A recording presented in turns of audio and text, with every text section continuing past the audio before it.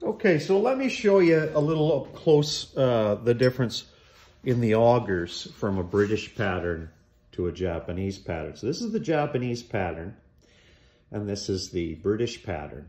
You'll notice that the British pattern is flat across, no spur, double fluted with spurs on both sides. Japanese pattern, single spurred, single flute with a spur in the center and quite an aggressive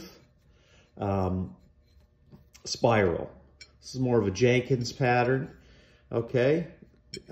These are meant to go at higher speeds than these ones. These generally run at a slower speed. Now, the other thing you'll notice is there is no flare. The flare is a lot smaller. Notice the flare here? That corresponds to the opening at the end of the chisel. Very important that we leave proper clearance there.